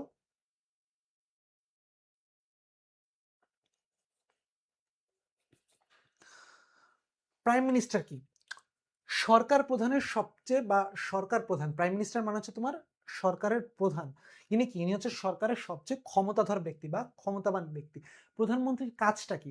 প্রধানমন্ত্রীর কাজ হচ্ছে সরকারকে পরিচালনা করা। তিনি যেহেতু সরকারের প্রধান, সো তিনি যেভাবে চাবেন সরকার কিন্তু সেইভাবেই পরিচালিত হবে তার চাওয়া অনুযায়ী। তারপরে কি? মন্ত্রিসভা পরিচালনা করেন। ওকে, এই যে লিখে দিলাম, মন্ত্রিসভা পরিচালনা করেন, নীতি নির্ধারণ করেন, তিনি কিন্তু নীতি নির্ধারণের প্রধান। ওকে, প্রধানমন্ত্রী একটা যে কোনো ডিসিশন নেবেন, এরপরে সেটা তিনি তার এমপিদের জানাবেন, মন্ত্রীদের জানাবেন, এরপরে ডিসিশনটা বাস্তবায়ন হয়ে যাবে। প্রধানমন্ত্রী কিন্তু তোমার ডিসিশন নেওয়ার ক্ষেত্রে কিন্তু কারো মুখাপেক্ষী নন। ওকে, তো প্রধানমন্ত্রীর মেয়াদ কয় বছর আমাদের দেশের সংবিধান অনুযায়ী জানো তোমরা? আমাদের দেশের সংবিধান অনুযায়ী প্রধানমন্ত্রীর মেয়াদ হচ্ছে 5 বছর। প্রধানমন্ত্রীর মেয়াদ হচ্ছে 5 বছর। আর আচ্ছা, যেহেতু প্রধানমন্ত্রীর কথা আসলে, আমরা রাষ্ট্রপতিরটা একটু জেনে নিই। রাষ্ট্রপতির মেয়াদ কত বছর বলতো? রাষ্ট্রপতির মেয়াদ হচ্ছে তোমার 10 বছর। রাষ্ট্রপতির মেয়াদ সর্বোচ্চ 10 বছর।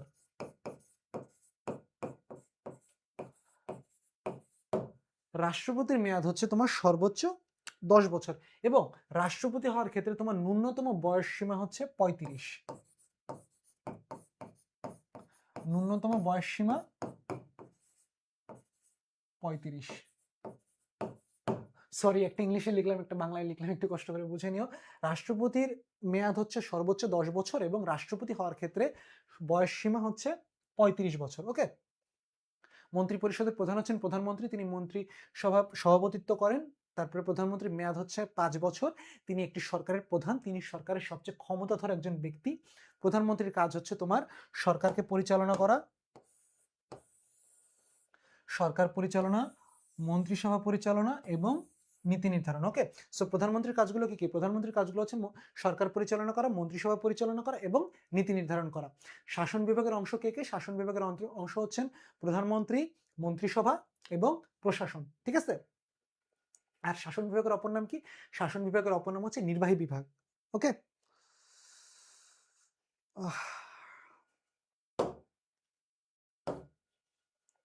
আসলে একটু আগে যেহেতু আমরা হচ্ছে মন্ত্রিসভা নিয়ে কথা বলতেছিলাম, আমরা একটু মন্ত্রিসভা সম্পর্কে জানি। মন্ত্রিসভাটা কি? মন্ত্রিসভাকে ইংলিশে কি বলা হয়? মন্ত্রিসভাকে ইংরেজিতে বলা হয় হচ্ছে তোমার কাউন্সিল অফ মিনিস্টার্স। এখানে কি করে মন্ত্রিসভা? কি করে? প্রধানমন্ত্রী যেহেতু সকল কিছু নীতি নির্ধারক, ঠিক আছে, তারা কি করে, প্রধানমন্ত্রীকে পরামর্শ দেয় যে আপনি এই কাজটা এইভাবে না করে এইভাবে করতে পারেন, মানে তারা প্রধানমন্ত্রীকে সৎ পরামর্শ দেয়, প্রধানমন্ত্রীর কাজে সহায়তা করে। মন্ত্রিসভায় মন্ত্রীদের কাজ কি, প্রধানমন্ত্রীর কাজে সহযোগিতা করা, বিভিন্ন মন্ত্রণালয় পরিচালনা করা। এখন আমাদের দেশে অনেকগুলো মন্ত্রণালয় আছে, ঠিক আছে, প্রত্যেকটা মন্ত্রণালয়ের প্রধানকে, মন্ত্রণালয়ের প্রধান হচ্ছেন মন্ত্রী, আর মন্ত্রীরা কি করেন, মন্ত্রীরা হচ্ছে প্রধানমন্ত্রীর নিকট দায়বদ্ধ থাকেন, আর মন্ত্রীরা কি করেন, প্রধানমন্ত্রীকে তার ডিসিশন নিতে সাহায্য করেন, প্রধানমন্ত্রীকে সুপরামর্শ দেন। তো দেখো, মন্ত্রীদের কাজ কি, বিভিন্ন মন্ত্রণালয় পরিচালনা করা, তারপরে নীতি বাস্তবায়ন করা, অর্থাৎ যেই মন্ত্রণালয় যে কাজগুলো আছে সেই মন্ত্রণালয়ের সে কাজগুলোকে বাস্তবায়ন করা, একদম প্রান্তিক পর্যায়ে, শহর থেকে শুরু করে প্রান্তিক পর্যায়ে সেই জিনিসটাকে নাগরিকের কাছে তুলে ধরা, জিনিসটার মাধ্যমে যাতে নাগরিকের সর্বোচ্চ উপকার নিশ্চিত হয়, সেটাই হচ্ছে মন্ত্রিসভার কাজ, ঠিক আছে।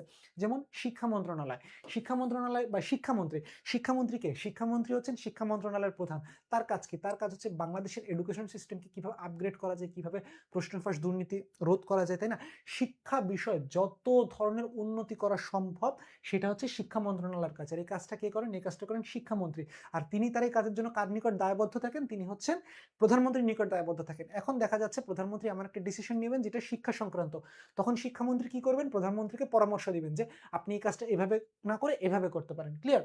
যেমন স্বাস্থ্যমন্ত্রী, দেশের স্বাস্থ্য ব্যবস্থার সকল সার্বিক উন্নয়ন নিশ্চিত করার দায়িত্ব কিন্তু স্বাস্থ্যমন্ত্রীর, ঠিক আছে। পরেরটা দেখি, বিচার বিভাগ বা জুডিশিয়ারি বিভাগ, এই বিভাগের নামের মধ্যেই কিন্তু মানে বিভাগের কাজটা কিন্তু বলা আছে, এদের কাজ কি, বিচার প্রদান করা।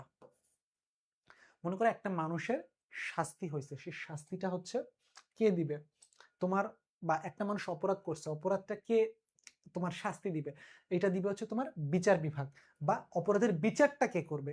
একটা মানুষ অপরাধ করছে, মনে করো আমি একটা অপরাধ করছি, তোমাদের ফারহান ভাই একটা অপরাধ করছে, ঠিক আছে, এখন আমার এই অপরাধের তো একটা বিচার হতে হবে, এই বিচারটা কে করবে, বিচারটা করবে হচ্ছে বিচার বিভাগ, বিচার বিভাগের কাজ কি, বিচার প্রদান করা, আইনের ব্যাখ্যা করা, আইনের ব্যাখ্যা বলতে কি, যে আমি যে কাজটা করছি এই কাজের কারণে আমার এই শাস্তিটা হয়েছে, এই শাস্তিটা কেন হয়েছে সেটা সংবিধান অনুযায়ী ব্যাখ্যা দিবে, যে সংবিধানে এখানে বলা ছিল যে এরকম কাজ করলে হচ্ছে তার শাস্তি এরকম, সুতরাং ফারহান আপনি এই কাজ করছেন, এই কারণে হচ্ছে আপনাকে এই শাস্তিটা দেওয়া হয়েছে, ঠিক আছে। এখন মনে করো আমি যদি মনে করি যে না আমার অপরাধের তুলনায় আমার শাস্তি বেশি হয়ে গেছে, অনেক সময় হতেই পারে আমি প্রতিহিংসার শিকার বা যে কোনো ছলচাতুরির শিকার, ঠিক আছে, দেখা গেল যে আমি আসলে নিরপরাধ কিন্তু আমার একটা শাস্তি হয়ে গেছে, তখন আমি কি করতে পারি, তখন হচ্ছে আমি সুপ্রিম কোর্টে আপিল করতে পারি, সুপ্রিম কোর্টে আপিল করে তখন যেখানে সে প্রধান বিচারপতি থাকেন তিনি যদি মনে করেন যে না আমি আসলেই নির্দোষ, তখন কিন্তু তিনি চাইলে আমার শাস্তিটা বাতিল করতে পারেন, ঠিক আছে, তিনি কিন্তু আমার শাস্তিটা বাতিল করার ক্ষমতা রাখেন। তো এই যে বিচার বিভাগের কাজকে বিচার প্রদান করা, আইনের ব্যাখ্যা করা, অর্থাৎ কোন ধারায় কোন লোককে কি শাস্তি দেওয়া হচ্ছে এটার ব্যাখ্যাটা দেওয়া। প্রধান বিচার প্রতিষ্ঠান কোনটা, প্রধান বিচার প্রতিষ্ঠান হচ্ছেন তোমার সুপ্রিম কোর্ট। এখন একটু সুপ্রিম কোর্ট সম্পর্কে দেখি আসো, সুপ্রিম কোর্ট কি, সুপ্রিম কোর্ট হচ্ছে তোমার বাংলাদেশের সর্বোচ্চ আদালত, সুপ্রিম কোর্ট কি বাংলাদেশের সর্বোচ্চ আদালত, বুঝছো। সুপ্রিম কোর্টের কাজ কি, সুপ্রিম কোর্টের কাজ হচ্ছে সংবিধান রক্ষা করা, সংবিধান রক্ষা করা বলতে কি, মনে করো সংবিধানে হচ্ছে যে যে আইনটা আছে ওইটা বাস্তবে ইমপ্লিমেন্ট করা বা বাস্তবায়ন করা, এর মাধ্যমে তো সংবিধানের মান মর্যাদাটা রক্ষা পাচ্ছে, তাই না, সংবিধানকে হচ্ছে তোমার রক্ষা করা। দুই নম্বরে হচ্ছে আইনের ব্যাখ্যা প্রদান, এই যে তোমাকে একটু আগে আমি বললাম যে কোন কাজের কারণে কি শাস্তি, এটা কেন দেওয়া হয়েছে, এটার ব্যাখ্যা, আইনের ব্যাখ্যা। তিন নম্বরে হচ্ছে নাগরিকের অধিকার রক্ষা, নাগরিকের অধিকার বা সুবিচার নিশ্চিত, এই যে একটু আগে বললাম যে আমি যদি এমন হয় যে আমি কোন একটা জায়গায় ফেসে গেছি, ঠিক আছে, ও শিট, আচ্ছা আমি একটু তোমাদের এখান থেকে দেখাই, তোমাদের হচ্ছে সুপ্রিম কোর্টের কাজ থেকে, সুপ্রিম কোর্টের কাজ হচ্ছে তোমার সংবিধান রক্ষা করা, আইনের ব্যাখ্যা প্রদান, নাগরিকের অধিকার রক্ষা। নাগরিকের অধিকারগুলো কোথায় লিপিবদ্ধ থাকে বলো তো, আমি একটু আগে তোমাকে কিন্তু ক্লাসে বলছি, নাগরিকের অধিকারগুলো লিপিবদ্ধ থাকে হচ্ছে তোমার সংবিধানের ভেতরে, অর্থাৎ আমি যদি মনে করো যে কোনো অপরাধ না করে এক জায়গায় ফেসে গেছি, ঠিক আছে, এখন আমার ন্যায় বিচারটা নিশ্চিত করবে কে, ন্যায় বিচারটা নিশ্চিত করবে হচ্ছে বিচার বিভাগ, বিচার বিভাগের কোন প্রতিষ্ঠান, বিচার বিভাগের প্রধান প্রতিষ্ঠান হচ্ছে সুপ্রিম কোর্ট, অর্থাৎ আমার এই ন্যায় বিচারটা নিশ্চিত করবে কে, সুপ্রিম কোর্ট, আর সুপ্রিম কোর্ট কি, সুপ্রিম কোর্ট হচ্ছে বাংলাদেশের সর্বোচ্চ আদালত, ক্লিয়ার।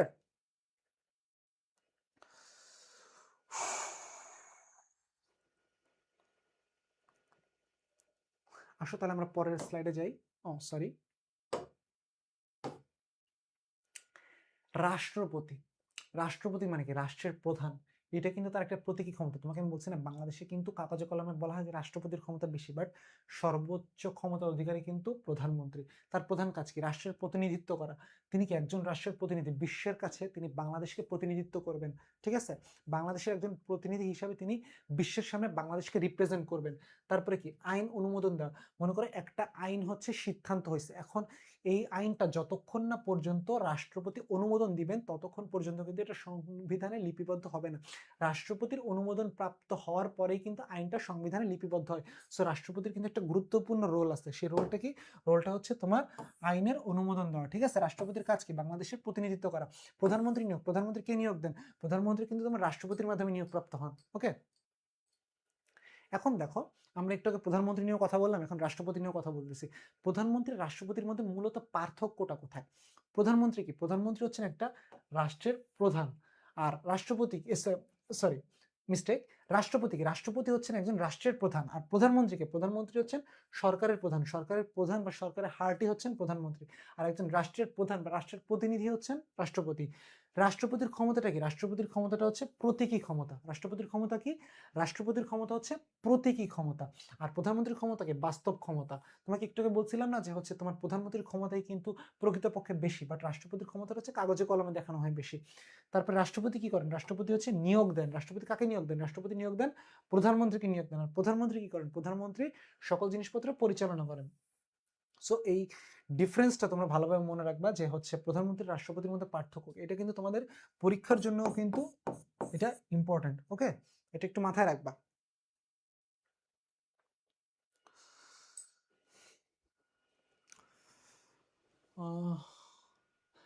ভাইয়া এমসিকিউ করাবেন না, আগে হচ্ছে আমরা তোমাদের বেসিকটা ক্লিয়ার করছি, বুঝছো? আমরা তোমাদেরকে হচ্ছে আজকে পরীক্ষার পরে এমসিকিউ এর উপর তোমাদের পরীক্ষা আছে। তোমরা গতদিন হচ্ছে যে পরীক্ষাটা হওয়ার কথা ছিল, গতদিন দুটো চ্যাপ্টার অর্থাৎ 1 আর 3 এবং আজকের দুটো চ্যাপ্টার 4 আর 6, সেটা এই ক্লাসের পরে তোমরা ওয়েবসাইটে পেয়ে যাবে। তোমরা আজকে দুটো দুটো ক্লাসের অর্থাৎ গত ক্লাসের এবং আজকের দুটো ক্লাসের পরীক্ষায় একসাথে দিবে, ঠিক আছে? তো আসো আমরা একটু পরের পেজে যাই। এবার দেখো, ক্ষমতার বিভাজন কেন দরকার? ক্ষমতার বিভাজন অর্থাৎ জিনিসটার মানে কি? একজনের হাতে সকল ক্ষমতা না দিয়ে ক্ষমতা ভাগ করে দেওয়া। একজনের হাতে যদি তুমি সকল ক্ষমতা তুলে দাও বা সর্বোচ্চ ক্ষমতা উঠাই দাও, তিনি কি হইতে পারে? তিনি কিন্তু স্বৈরাচার হয়ে যাওয়ার পসিবিলিটি আছে। তিনি কিন্তু প্রতিহিংসা পরায়ণ হয়ে যেতে পারে, যে তাকে যার শত্রু মনে হচ্ছে তাকে তিনি শেষ করে দিচ্ছে। এই জন্য কি দরকার? ক্ষমতার বিভাজন দরকার। অর্থাৎ একজনের হাতে সকল ক্ষমতা না দিয়ে ক্ষমতাটা কি করা উচিত? ভাগ ভাগ করে দেওয়া উচিত, ঠিক আছে? ক্ষমতার বিভাজন কেমন দরকার? ক্ষমতার অপব্যবহার রোধ। এই যে তোমাকে আমি শুরুতেই বললাম যে যাতে তিনি স্বৈরাচারী না হয়, ক্ষমতার অপব্যবহার রোধ। তারপরে ভারসাম্য রক্ষা, অর্থাৎ একজনের কাছে সকল ক্ষমতা গেলে কিন্তু একজনের দ্বারা কি সকল কিছু সমানভাবে ব্যালেন্স করা সম্ভব? সম্ভব না। সো এখানে একটা ব্যালেন্সের জন্য কি দরকার? ক্ষমতা ভাগ করে দেওয়া দরকার। একজন একটা জিনিস, মনে করো আমি একজন মানুষ, ঠিক আছে? আমাকে হচ্ছে 20 জনকে খাওয়ানোর দায়িত্ব দেওয়া হয়েছে। 20 জন টেবিলে বসছে, 20 জনকে খাওয়াবে। এখন আমার দ্বারা 20 জনের টেক কেয়ার করা যতটা কঠিন, এখন মনে করো আমি যদি এই সেম কাজটা আরো 5 জনকে সাথে নিয়ে করি, তাহলে কি সকলের টেক কেয়ার আরো ভালোভাবে করা সম্ভব, তাই না? সো ভারসাম্যর জন্য হচ্ছে তোমার ক্ষমতার বিভাজন দরকার। তারপর হচ্ছে জবাবদিহিতা নিশ্চিত। যখন তুমি সকল ক্ষমতা একটা মানুষের কাছে উঠাই দিবা, তার কাছে কিন্তু জবাবদিহিতা তুমি চাইতে পারবা না, কারণ তিনি সর্বোচ্চ ক্ষমতার অধিকারী। তুমি যখনই তাকে প্রশ্ন করতে যাবে, সে কিন্তু তোমাকে আউট করে দিবে। সো তুমি যখন ক্ষমতাটা ভাগ ভাগ করে দিবা, যাকে যে ক্ষমতা দিচ্ছ তাকে সেই ক্ষমতার ব্যাপারে প্রশ্ন করার তোমার রাইট আছে, কেননা আরো কিন্তু সর্বোচ্চ অথরিটি আছে, উনি একাই কিন্তু অথরিটি না। সো তোমার প্রশ্ন করার সুযোগ আছে, জবাবদিহিতার সুযোগ আছে। তারপরে দেখো, এই যে সংসদের কাজ কি? সংসদ হচ্ছে সরকারকে প্রশ্ন করে। তোমাকে আমি বলছিলাম না যে সরকার তার কাজের জন্য সংসদের নিকট দায়বদ্ধ, আর সরকারের কাজ কি হচ্ছে? সংসদ অবজার্ভ করে। এই অবজার্ভটা কারা করে? এটা হচ্ছে বিরোধী দল অবজার্ভ করে, পর্যবেক্ষণ করে। আর আদালতের কাজ কি? আদালত হচ্ছে তোমার চাইলে কিন্তু কোনো আইনকে বাতিল করতে পারে, ঠিক আছে? সো এই জিনিসটা মাথায় রাখবে যে সংসদের কাজ হচ্ছে তোমার সরকারকে প্রশ্ন করা, সরকারকে জবাবদিহিতার আওতায় আনা, অর্থাৎ সরকার নিজের ইচ্ছা মতো যাতে কাজ না করে। ক্লিয়ার? বাংলাদেশে যেহেতু তোমার সংসদীয় গণতান্ত্রিক সরকার ব্যবস্থা বিদ্যমান, সো বাংলাদেশের সরকার ব্যবস্থার বৈশিষ্ট্যগুলো আমাদের একটু জানা দরকার। বৈশিষ্ট্যগুলো কি? দেখো, সংসদীয় গণতন্ত্র, প্রধানমন্ত্রীর ক্ষমতাধর, তোমাকে আমরা জানি যে আমাদের সরকার ব্যবস্থা সংসদীয় গণতান্ত্রিক সরকার ব্যবস্থা, প্রধানমন্ত্রী হচ্ছে সর্বোচ্চ ক্ষমতার অধিকারী, কিন্তু কাগজে কলমে বলা হয় রাষ্ট্রপতি সর্বোচ্চ ক্ষমতার অধিকারী। এরপর হচ্ছে রাষ্ট্রপতির ক্ষমতাটা প্রতীকী। তারপরে হচ্ছে সংবিধান ভিত্তিক, আমাদের রাষ্ট্রটা পরিচালনা সংবিধানের মাধ্যমে, অর্থাৎ সংবিধানে যে আইন যেভাবে লিপিবদ্ধ থাকে পুরো জিনিসটা হচ্ছে সংবিধানের উপর বেস করে চলে। সংবিধান কিন্তু তোমার দুষ্পরিবর্তনীয়, বাংলাদেশের সংবিধান। ওকে, তারপর হচ্ছে জনগণের ভোটে নির্বাচিত সরকার। এই যে বাংলাদেশের সংসদে যে 300টা আসন তোমাকে বলছি, 300টা সংসদীয় আসন কিন্তু সরাসরি জনগণের মাধ্যমে নির্বাচিত হয়। তারপরে সর্বোচ্চ দলের যে এমপিরা জিতেন তারাই কিন্তু সরকারকে বা তারাই ক্ষমতায় যান বা সরকার গঠন করেন। ক্লিয়ার? সো মোটামুটি তোমার আজকের ক্লাসের এই ছিল চতুর্থ আর ষষ্ঠ অধ্যায়ের অ্যানালাইসিস। তোমাদের যদি আজকের দুইটা ক্লাসের কোনো পোর্শন থেকে যদি কোনো কোয়েশ্চেন থাকে যেখানে বুঝতে অসুবিধা হচ্ছে, তাহলে তোমরা কমেন্ট করতে পারো, আমরা সেই জিনিসটা আরেকবার একটু রিভাইজ করব। ওকে, দেখি কারো কোনো কোয়েশ্চেন আছে কিনা এই ব্যাপারে।